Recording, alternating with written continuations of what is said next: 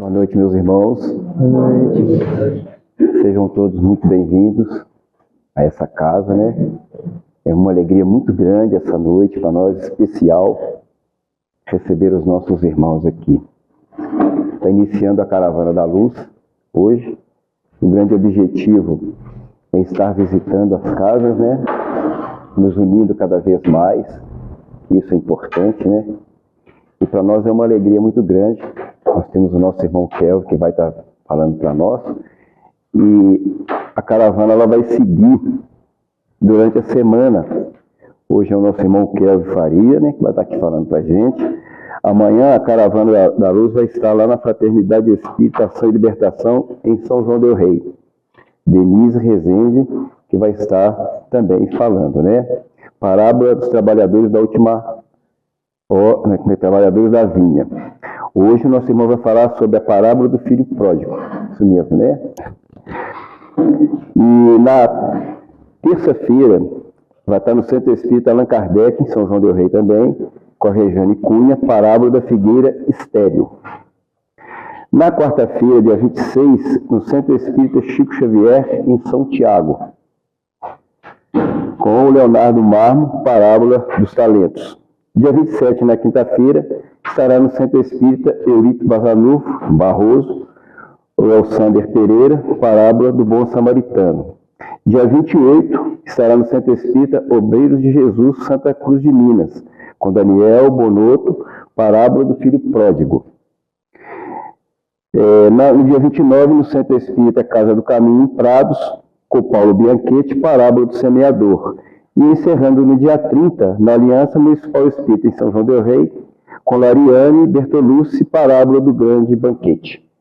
São todos convidados aí, né, para poder estar participando. Muito importante, né, meus irmãos, porque como nós estamos aqui hoje no mundo, e aí a gente vê as informações que Deus envia para nós, para que a gente possa aproveitar essas reflexões e aprender, para a gente poder estar buscando o nosso progresso, o nosso crescimento aqui hoje na Terra, né?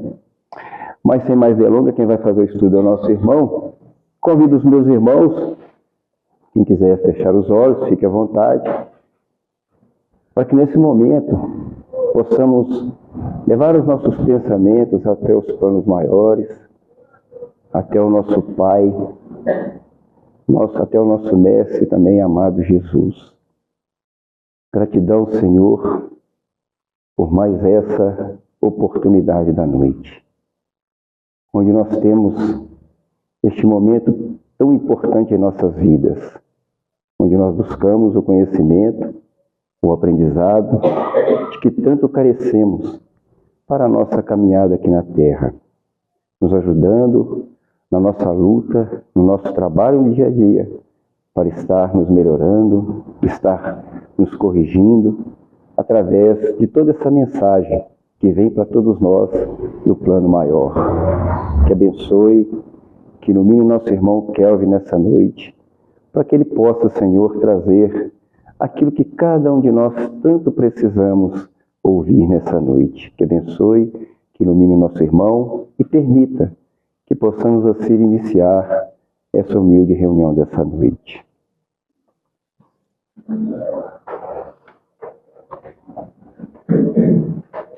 Assim.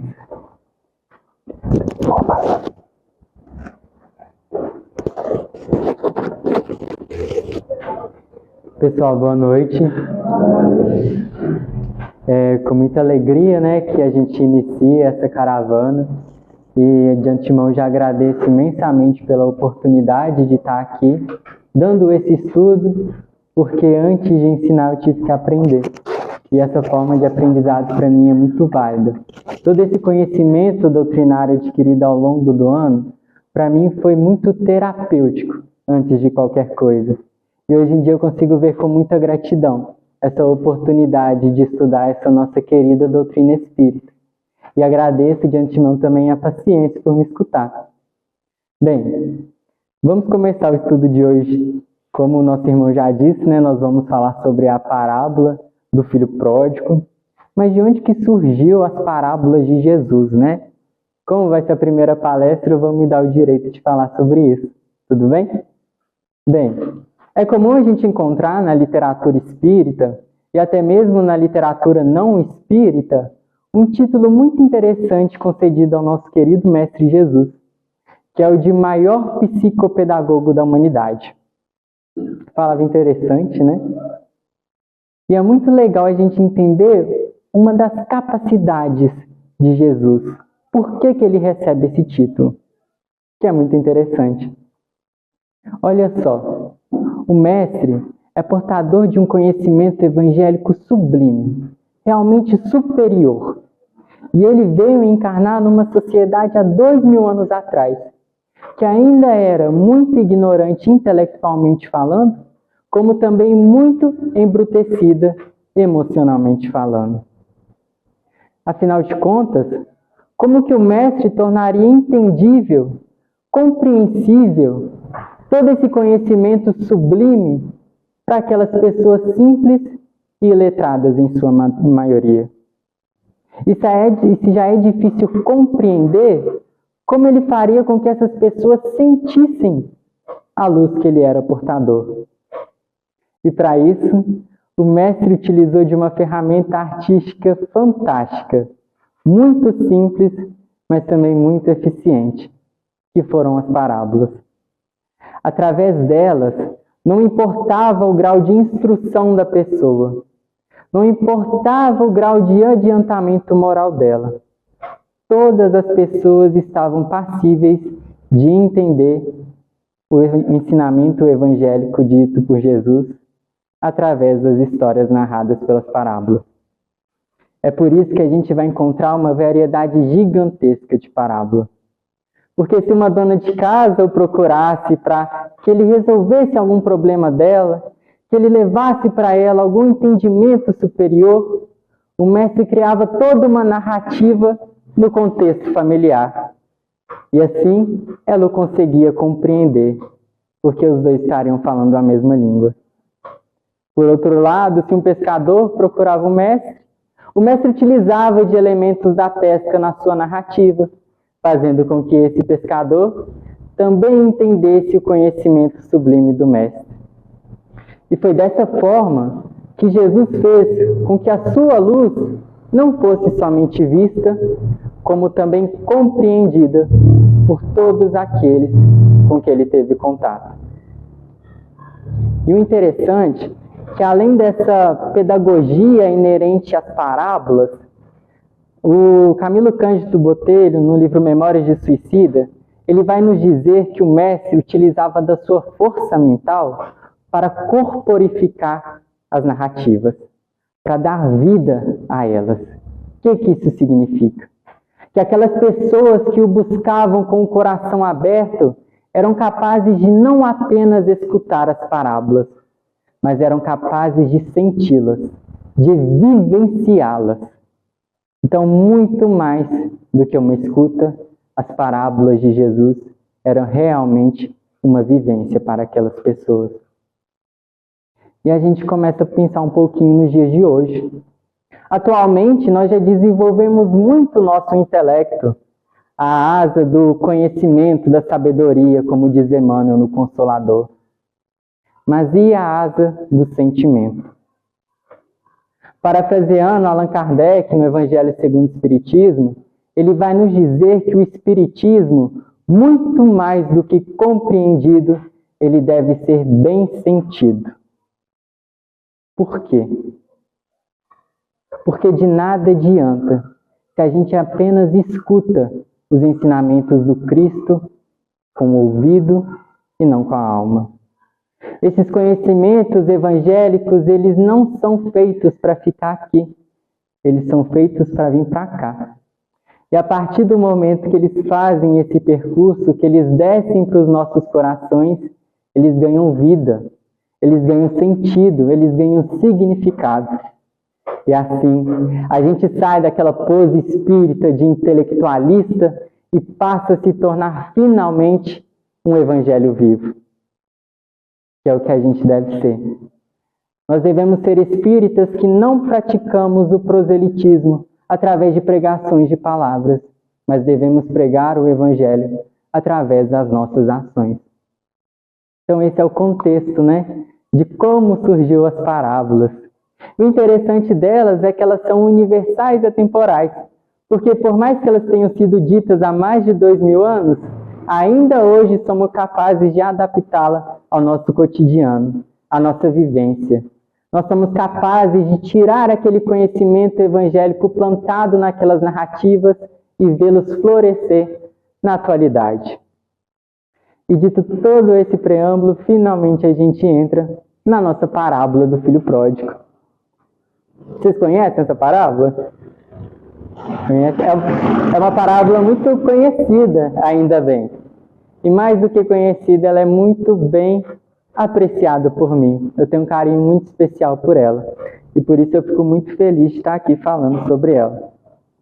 Já peço desculpas que eu não consigo decorar os inúmeros versículos, então os versículos eu vou acabar lendo, tudo bem? Mas antes de falar exatamente sobre a parábola, que se inicia no capítulo 15, versículo 13, versículo 10, eu gostaria de trazer o contexto dela, que está justamente no Evangelho de Lucas, capítulo 15. Lucas ele começa narrando para a gente um dia em que Jesus foi almoçar. Só que durante esse percurso, naturalmente a luz atrai, né? E foi surgindo em torno do Cristo todo um grupo, mas não de quaisquer pessoas. Um grupo principalmente de pecadores e de publicanos. Sim, os publicanos. Aqueles cobradores de impostos de Roma que eram extremamente mal vistos pela sociedade. E os pecadores, que eram contrários à lei de Moisés. Basicamente, a escória da humanidade que estava com Jesus.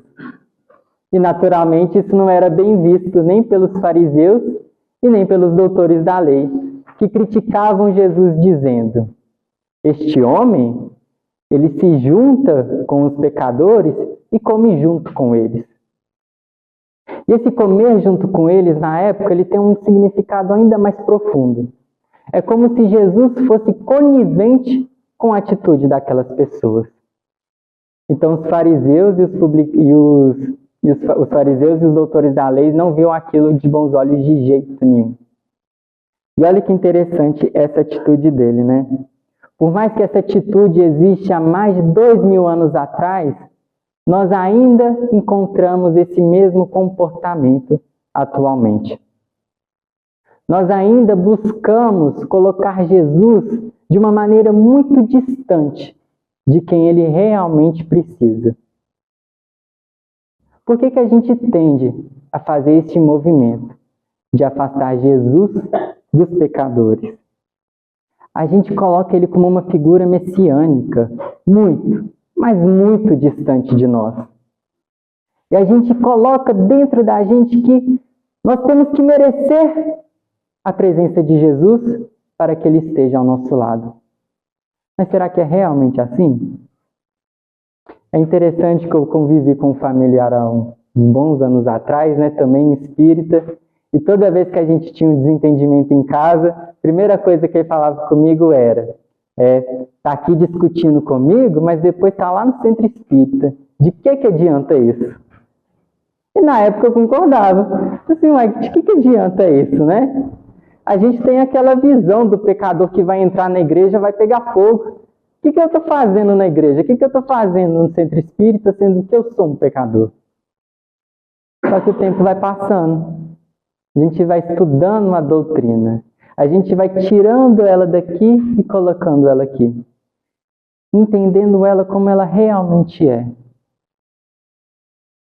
Isso é interessante.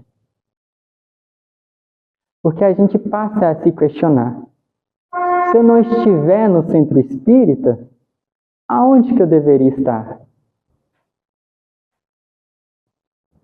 Por que essa pessoa, por que nós, por que os fariseus, por que esses doutores da lei buscavam afastar Jesus de quem realmente precisava dele? E isso é uma atitude que perdura até hoje, né? Então, a gente vai perceber, nesse contexto que Lucas traz para a gente, que Jesus, na verdade, ele não se rodeava daquelas pessoas puras, naquelas pessoas que ocupavam altos cargos na sociedade. Ele estava se rodeando dos publicanos, dos pecadores, daquelas pessoas que viviam à margem da sociedade. Era lá que Jesus estava. E desde sua época, ele já nos dizia o porquê dele estar ali. Ele nos falava: não são os sãos que precisam de médicos, e sim os doentes. Olha só, o centro espírita não é justamente esse hospital de almas? Então é justamente aqui que os doentes devem estar. Mas para responder essa crítica, de maneira entendível para os fariseus e para os doutores da lei, Jesus vai narrar 3 parábolas, que é a parábola da ovelha perdida, a da dracma perdida e, finalmente, a parábola que a gente vai estudar, que é a parábola do filho pródigo. Licença, gente. Então, a partir do item 11, Lucas começa a narrar para a gente.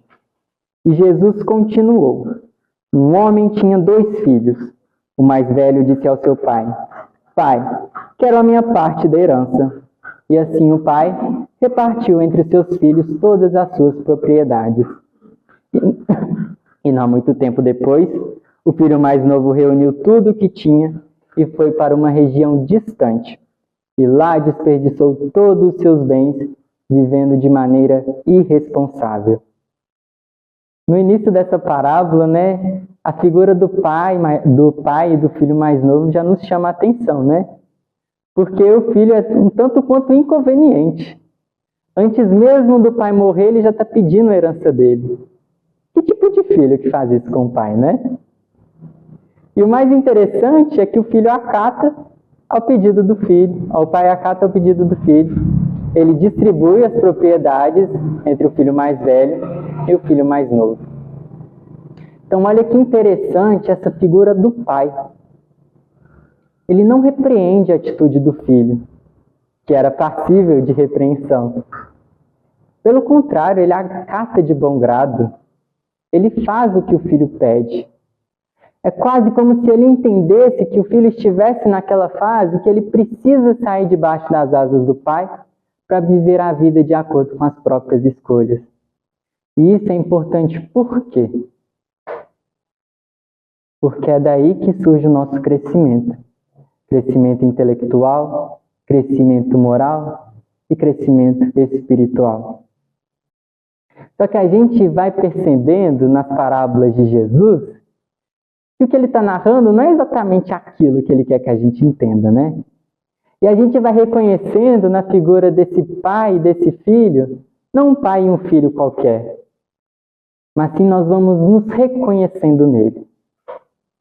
É como se fosse Jesus falando para a gente de seres que são criados simples e ignorantes, dotados de um livre-arbítrio, e que possuem um pai que não é nada além de amor, misericórdia e caridade. Então a gente vai identificando ao longo dessa parábola justamente características nossas, tanto no filho mais novo como no filho mais velho, e a gente vai reconhecendo a paternidade de Deus neste pai dessa família. Isso é muito interessante, essa visão de Deus, que Deus tem sobre nós. Mas daí surge um problema, que é o seguinte, O filho foi. O filho saiu debaixo das asas do pai. E o que aconteceu com ele, O que aconteceu a partir do momento que ele se distanciou de Deus? Que ele se distanciou do pai. Não só o filho, a gente faz esse questionamento interno. A gente passa a nossa vida, a gente pensa na nossa vida, e a gente lembra de situações onde que a gente mesmo promoveu esse afastamento de maneira voluntária. E onde que isso nos levou? É isso que Jesus está mostrando para a gente. A partir do momento que a gente se afasta de Deus, a gente se afasta de nós mesmos, da nossa essência, porque nós somos seres espirituais. E nós passamos a nos ligar de maneira mais intensa à matéria. E a partir do momento que eu passo a viver na matéria pela matéria, a vida perde sentido. Ela perde significado. Ela perde a capacidade de nos manter aqui de maneira de bom grado. É aí que está o perigo. A partir do momento que a gente não se reconhece filho de Deus, tudo que acontece na nossa vida vai perdendo significado. A gente vai perdendo essa herança espiritual que nós temos e vamos a desperdiçando. E é esse que é justamente o perigo dessa mentalidade. Essa mentalidade materialista. Ela nos faz perder o nosso propósito enquanto encarnados. Mas Jesus continua narrando. E depois de ter gasto tudo, houve uma grande fome em toda aquela região, e o filho começou a passar necessidade. Por isso, foi empregar-se com um dos cidadãos daquela região, que o mandou para o seu campo a fim de cuidar dos porcos. Ele desejava encher o estômago com as vagens de alfarrobas que os porcos comiam, mas ninguém lhe dava nada. Olha o quadro extremamente degradante que Jesus está pintando para a gente nessa parábola. O filho está passando por dificuldades enormes, tanto materiais quanto morais. Ele não está recebendo o alimento que nem mesmo os porcos comem. E é justamente assim que nós nos sentimos quando nos afastamos de Deus. Porque a partir do momento que nós buscamos preencher um vazio que há dentro de cada um de nós, que nós ainda se sentimos vazios, com propósitos e com sentidos materialistas, chega um momento que eles não vão ser o suficiente. Chega um momento que a gente vai sentir essa grande fome que chegou para esse filho mais novo. E aí surge o questionamento, né? Por que essa fome? Por que esse sofrimento? E o principal, o que eu devo fazer para saciar essa fome? E além da parábola do filho pródigo, a gente vai encontrar a resposta para esses questionamentos na própria vivência de uma figura exemplar no Evangelho, que eu tenho muito carinho, que é Maria de Magdala. Porque aquela mulher, assim como o filho, ela sentia dentro de si um grande vazio que de maneira alguma ela conseguia preencher. E ela se questionava o porquê. Porque afinal de contas ela tinha tudo. Ela tinha dinheiro, ela tinha fama, ela tinha poder. O que estava faltando ali para aquela mulher? Por que ela ainda se sentia tão vazia e incompleta por dentro? E a partir do momento que ela descobre da existência de Jesus, o Messias enviado de Deus, ela fica muito animada. Porque se ele é o enviado de Deus, naturalmente ele teria respostas para os questionamentos que ela tinha. Ele saberia como preencher esse vazio que habita dentro dela. Só que aí surge um problema. Ela, que se considerava a filha do pecado, como iria ter contato com aquele que era o ser mais angelical que pisou na terra? E com muita angústia e vergonha de si mesma, né, ela se pergunta: será que Jesus me receberia? Vocês já se fizeram essa pergunta? Eu já fiz isso muito. Toda vez que eu entro no centro. Que interessante, porque apesar desse constrangimento dela, né, a vontade dela de se preencher, de se sentir integral é ainda maior. E ela decide ir de encontro a Jesus. E ao encontrá-lo, imediatamente ela se ajoelha e diz: Rabone, que na tradução do hebreu nós entendemos como querido mestre. E o mestre diz: Maria. E ela se assusta. Senhor, sabes o meu nome? E o mestre responde: sim, Maria. O bom pastor conhece a todas as suas ovelhas, uma a uma. Por isso, não te espante se eu dizer-te, Maria. Então aquela mulher, que era o próprio pecado encarnado na terra, naquele momento, estava sendo o alvo do amor mais sublime que já havia pisado neste planeta. E ela desata em lágrimas e fala com o Cristo: Ah, Senhor, se tu me conheces, tu sabes que sou toda podridão. Eu ouvi o teu convite amoroso ao Evangelho. Eu desejaria ser uma de suas ovelhas. Eu daria minha vida em ti, se necessário. Mas será que Deus me aceitaria? Olha que fácil a gente se enxergar nesta mulher. Muito mais do que em João, por exemplo, que já era o discípulo do amor, né? E Jesus fala com ela: acaso poderias pensar que alguém no mundo estaria condenado ao pecado eterno? Se assim o fosse, onde que estaria o amor de nosso Pai? Aproveite este novo sol que te ilumina o caminho e caminhe sobre ele.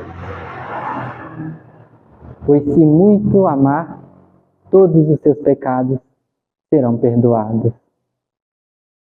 Só que Maria estranha a palavra amor, porque ela estava acostumada a vender o amor nos bordéis que ela trabalhava. Então ela fala com Cristo: mas Senhor, eu tenho um amado, é o meu trabalho amar, mas eu ainda sinto essa sede de amor dentro de mim. Só que o Cristo fala com ela: no entanto, Maria, somente o amor pelo sacrifício é capaz de saciar a sede do coração. Ama, mas ama a teus filhos, Maria.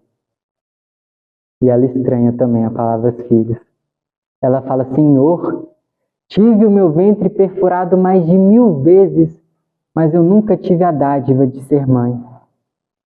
E o Cristo, sempre trazendo conceitos sublimes sobre as coisas mais simples que a gente tem aqui na Terra, fala com ela: Maria, mãe não é aquela que gera os filhos no regalho da própria carne. Há mulheres que têm o ventre fecundado e o matam. Outras que abandonam seus filhos nas estradas, coisas que nem mesmo as serpentes o fazem. Eu peço, Maria, que tu ames. Ame as crianças sem pai e sem mãe, aquelas que são filhas do Calvário, aquelas que necessitam de carinho, amor e cuidado. Ama, Maria, as suas amigas do lupanar, que vendem o corpo, vendem até mesmo a alma, e não tem mais ninguém para quem chamar. E depois dessa conversa com Cristo, Maria se transforma completamente. Ela passa por todas as mesmas tentações que antes ela havia passado, mas agora vence heroicamente cada uma delas. A sua bem-aventurança é tanta que o próprio Mestre fala com ela: mulher, por muito amares, todos os seus pecados estão perdoados. Então foi justamente através desse amor fraterno com que Maria conseguiu suprir essa fome que ela sentia no seu espírito, esse vazio que ela sentia dentro dela e que dinheiro e fama nenhum era capaz de preencher. Mas e então, como que o filho seria capaz de suportar a fome com que ele estava sendo submetido? E Jesus continua narrando.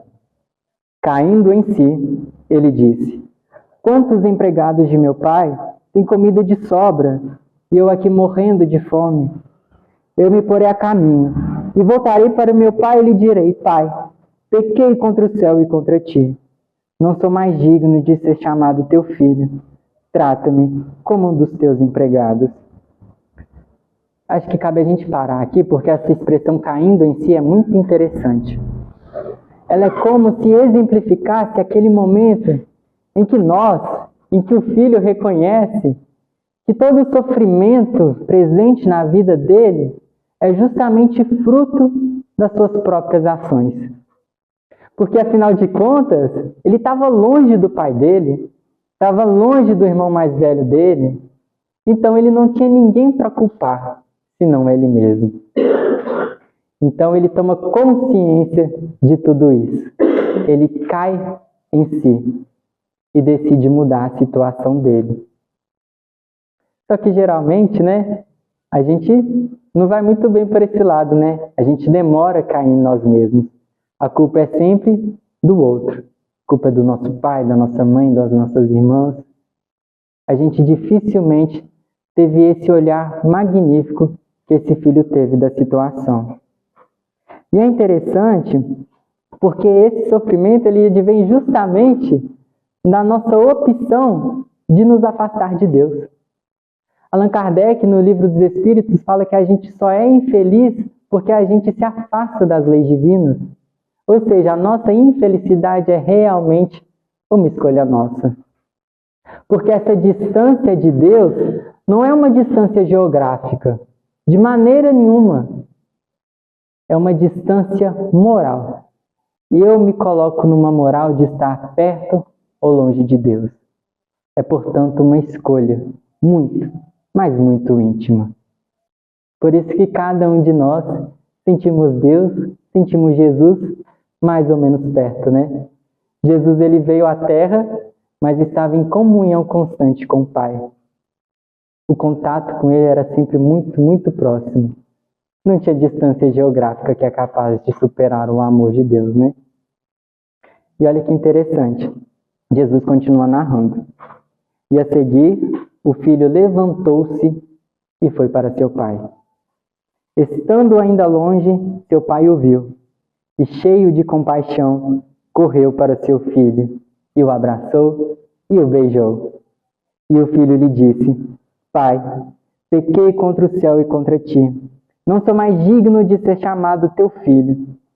Mas o pai disse aos seus servos: Depressa, tragam a melhor roupa e vistam nele.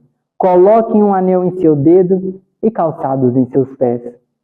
Tragam um novilho gordo e matem-no. Vamos fazer uma grande festa e nos alegrar.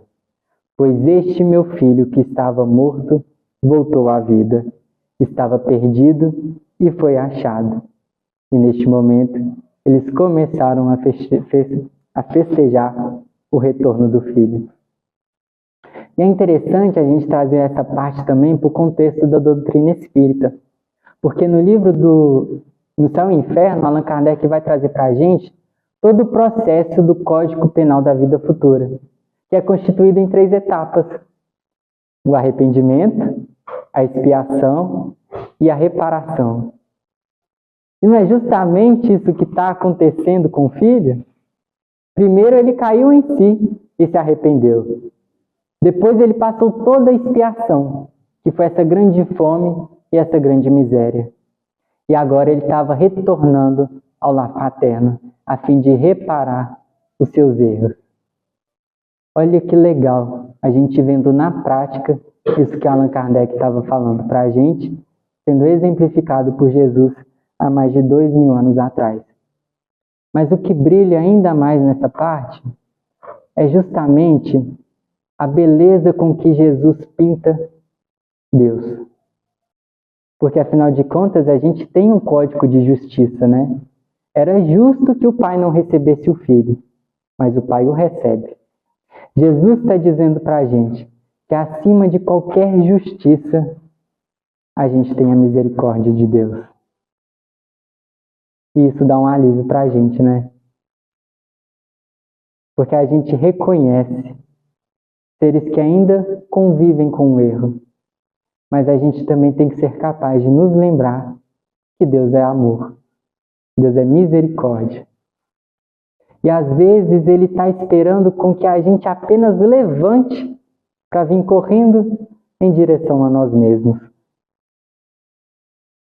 A gente espera tanto que Deus, que Jesus vá de encontro a gente, mas será que a gente está fazendo esse esforço mínimo de nos levantar? Olha o que Jesus está falando. Bastou o filho levantar. para que o pai fosse de encontro a ele. E antes mesmo do pai escutar qualquer palavra de desculpa do filho, ele o abraça, ele o beija. Ele abraça esse filho como realmente o filho. E o filho, ele volta arrependido, né? Ele volta com o rabo entre as pernas. Ele pensa que, tudo bem se meu pai não me aceitar como filho. Eu fico feliz até mesmo na condição de empregado, porque eu realmente errei e mereço algum tipo de punição. Só que ao ver o filho, o pai pede aos servos: coloquem nele as sandálias, as vestes e um anel em seu dedo. Que é justamente como o filho dele se portaria. Era justamente dessa forma que o filho se apresentava antes de sair. É como Jesus está mostrando para a gente que não importa o quanto a gente se afaste de Deus, o quanto a gente erre, o quanto a gente peque, realmente não importa o nosso passado. Quando a gente voltar para Deus, Ele nos vai receber exatamente como filhos dele. Não como empregado, não como subordinado. Ele não nos julga e nem nos rebaixa. E é daí que a gente começa a transformar, né? Aquele conceito que é errôneo que a gente carrega no nosso íntimo de um Deus punitivo em um Deus amoroso. E isso naturalmente faz a gente enxergar o nosso próximo com mais amor também, né? Antes de perguntar para ele o que ele está fazendo no centro espírita, a gente passa a compreender que é justamente ali onde que Deus está e é onde que o filho dele deve estar também. E eu, como irmão dele, né, além de julgar, eu devo principalmente ajudar, cooperar. E é justamente essa palavra, cooperação, ajudar o próximo, ajudar o irmão, que Jesus vai trabalhar no final dessa parábola, na figura do irmão mais velho. Ele diz: enquanto isso, o filho mais velho estava no campo. Que a gente esquece do filho mais velho, né? A gente lembra só do filho mais novo, mas tem o filho mais velho também. E quando o filho mais velho se aproximou da casa, ouviu a música e a dança. Então, chamou um dos servos e perguntou-lhe o que estava acontecendo. E este lhe respondeu: seu irmão voltou e seu pai matou um novilho gordo, porque recebeu de volta são e salvo. E como que o filho recebe essa notícia? O filho mais velho encheu-se de ira e não quis entrar. Então seu pai saiu e insistiu com ele. Mas ele respondeu ao seu pai: olha, todos esses anos tenho trabalhado como um escravo a teu serviço e nunca desobedeci às tuas ordens. Mas tu nunca me destes nem um cabrito para eu festejar com os meus amigos. Mas quando volta para casa este teu filho, que esbanjou os teus bens com as prostitutas, matas o novilho gordo para ele. Mas o pai disse ao filho: meu filho, você está sempre comigo, e tudo que eu tenho é seu. Mas nós tínhamos que celebrar a volta deste seu irmão e alegrar-nos, porque ele estava morto e voltou à vida. Estava perdido e foi achado. E essa figura do filho mais velho é justamente aqueles fariseus e os doutores da lei que Jesus estava buscando responder nas suas críticas, né? Porque eles abominavam o pecado. Eles abominavam o pecador.